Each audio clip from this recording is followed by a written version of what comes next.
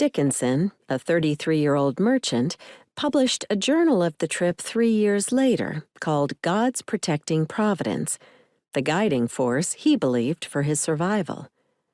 Its popularity led to multiple printings, and today it is widely known as Jonathan Dickinson's Journal. The book is an important chronicle of captivity and survival, while also shedding valuable, if complicated light, on an era, place, and native people that no longer exist, albeit through the eyes of a white, upper-class colonist who had little understanding of the people and terrain he encountered. The Reformation sailed from Port Royal, Jamaica on August 23, 1696, in a convoy of a dozen ships protected by the frigate Hampshire. By traveling together, the crews hoped for safe passage around Cuba, through the Florida Straits, and east into the Atlantic Ocean, the route used by most ships heading to Europe from the Caribbean. The greatest menaces, pirates, shallow waters, and unexpected storms that from 1521 to 1696 claimed 52 ships along the treacherous Florida coast.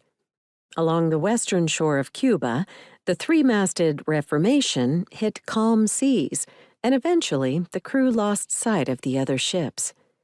Sailing alone when winds returned, the crew continued along the original route, hoping to catch the northerly flowing Gulf Stream current to expedite the northward sea journey.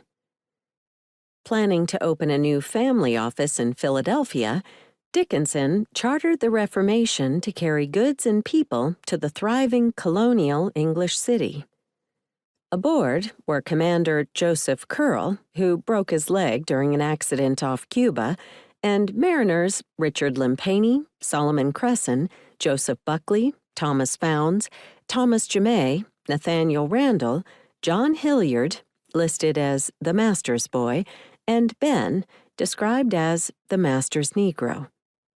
Passengers included Robert Barrow, a sickly Quaker missionary, as well as Dickinson, his wife Mary, their 6-month-old son Jonathan, and Benjamin Allen, described as a relative of Dickinson's.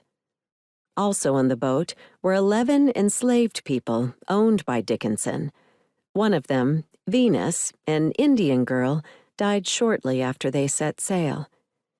The remaining enslaved 5 men and 5 women of African heritage were Peter, London, Jack, Caesar, Cajo, a child, Hagar, Sarah, Bella, Susanna, and Quenza. Even though his family held more than 10,000 acres of land in Jamaica, Dickinson was ready to leave.